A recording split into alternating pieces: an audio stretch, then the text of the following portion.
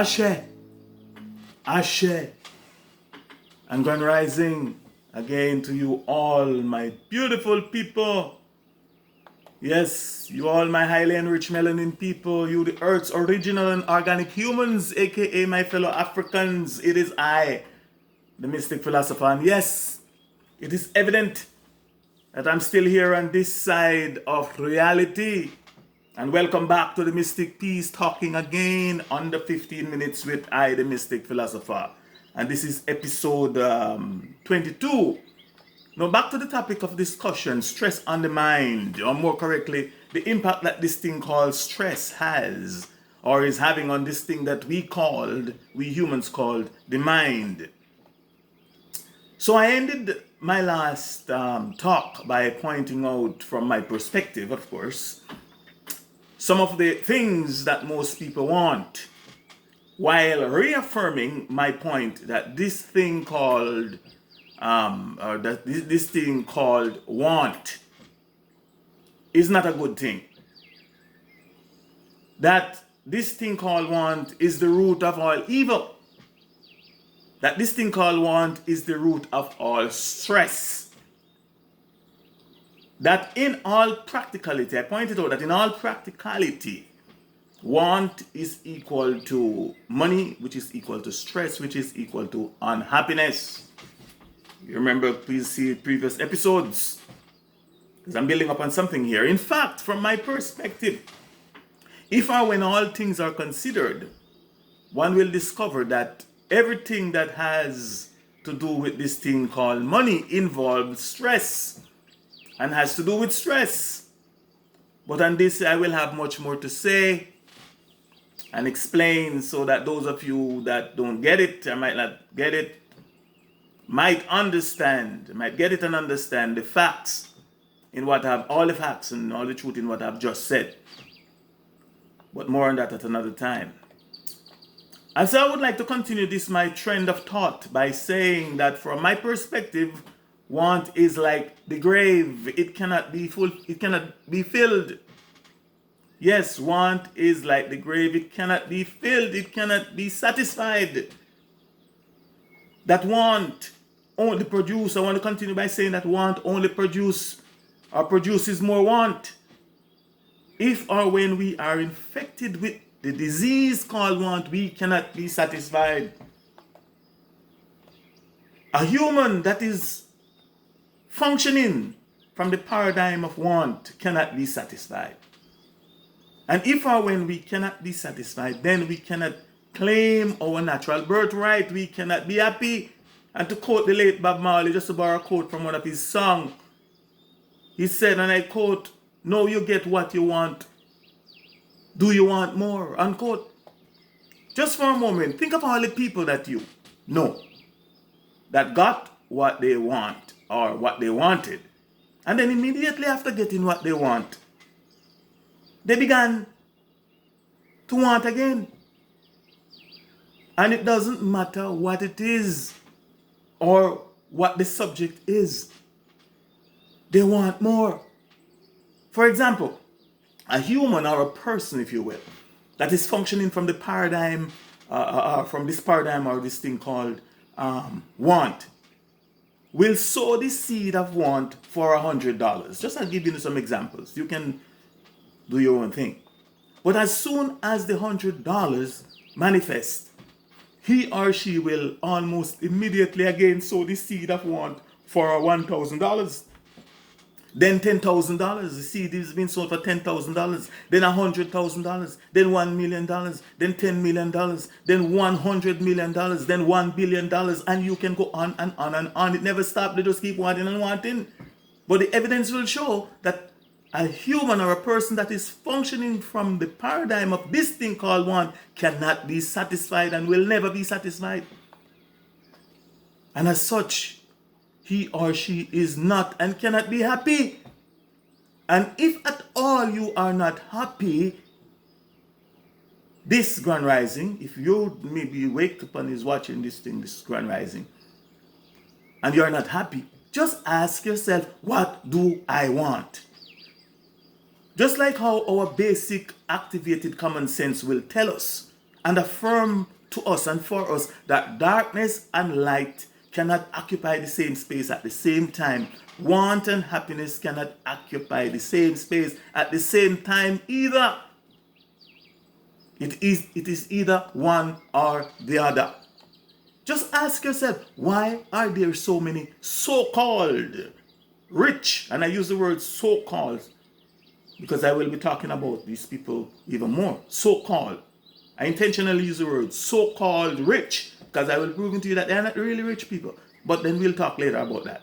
Why are there so many so-called rich, wealthy, and powerful people that have the abundance of material possessions? You name it, or you can name them, yet they are not happy. They are unhappy. They have, and with their money and their material possessions, they can buy, and they will buy almost everything and anything that you can think of except their happiness. The way of happiness they know not. And we'll be talking more about that. Stay tuned. These are some of the people that are possessed with the system's political power, the system's legal power, the system's religious power, financial power. You name it or you name them, and they got it or they got them. But the truth be told, they are not happy.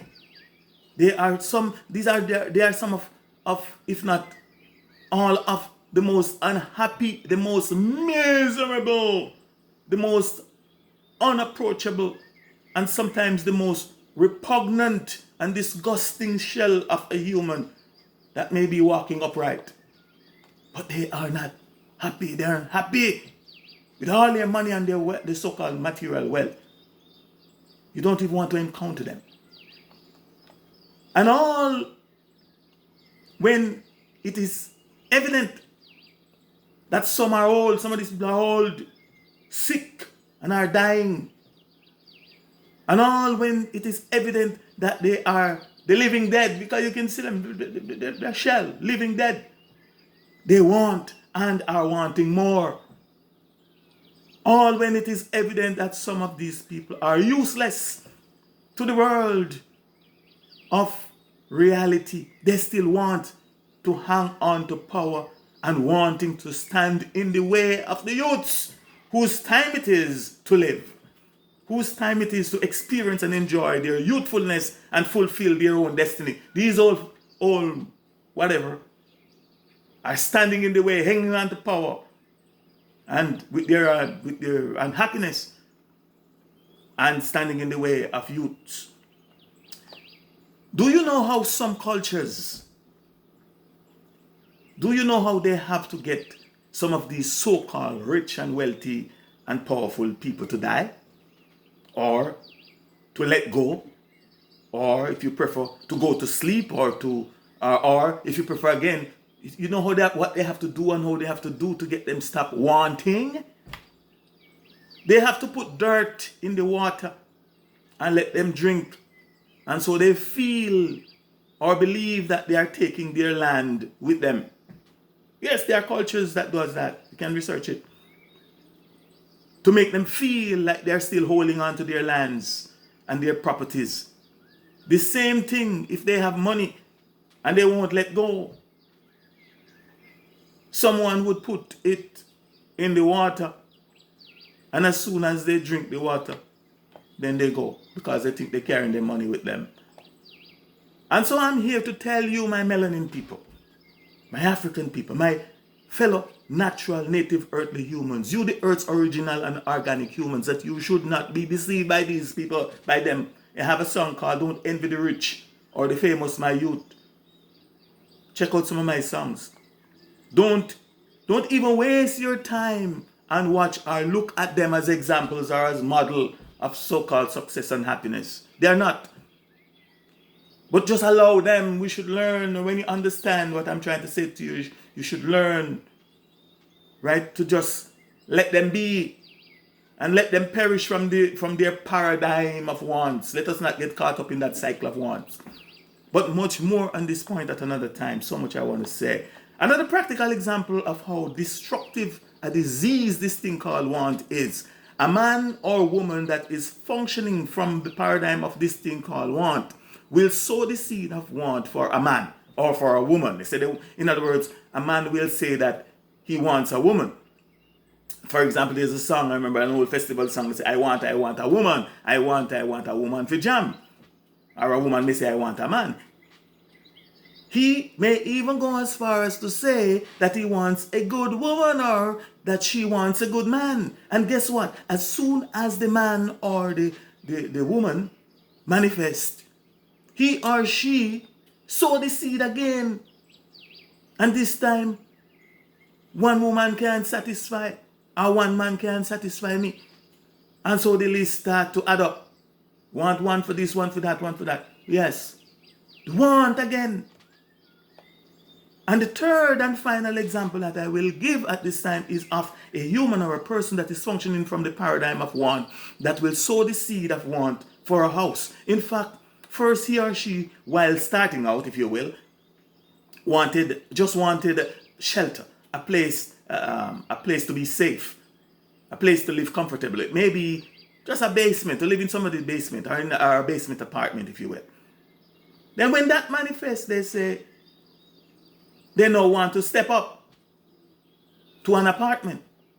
Note also that with that want to step up comes the thing called stress. Remember the equation that I gave you? Want equals stress equal money equal unhappiness. Then when that manifests, they want to step up again, and this time a house to a house. And again, the want equation steps in. Want equals stress equal money equal unhappiness. Then when that manifests, they sow the seed of want, and this time they want a bigger house. Then they want the car, or they want the more expensive cars to go with the bigger house. Then they want more than one house. You get the drift. And all of this comes with the equation. Want equals stress equal money equal unhappiness. And from my perspective, that is why the ancient thinkers, philosophers, and holy men, sage, and holy men and women wrote or passed on this knowledge orally to their people, that they shall not want. You shall not want, and nor should you be found wanting. But in the interest of time, I think I will have to end it here and pick up back on this point at another time. Then I will continue talking about this disease called want while using these two quotes from the Adamic race history and holy book that is commonly known as the Christian Holy Bible as a reference just to make my point. So please stay tuned. And the point and what I will be talking about, I shall not want, you shall not want, and nor should you be found wanting. So, I don't think I have enough time to do a song. So please join me in, or rather, if or when I am talking again, possibly in episode number 23, where and when I will be picking up from where I'm now leaving off, here talking and focusing on stress on the mind, or more correctly, the impact that this thing called stress has or is having on the thing that we humans call mind, while I will still be talking about want. In the meantime and between time, please let me remind you, my people, please remember, my people, that yesterday is history. It too is dead and gone. No more to come back. Tomorrow is a mystery. It too may never come, but today is a gift, which is why we call it the present. And so I'm hereby imploring you, I implore you to live for today. By live, I mean to claim your natural birthright. And just in case you didn't know what your natural birthright is, it is your happiness. And full joy today, and hope for tomorrow. Thanks for your time, and thanks for listening. I am the Mystic Philosopher. Ashe, Ashe, Ashe, I say, under 15.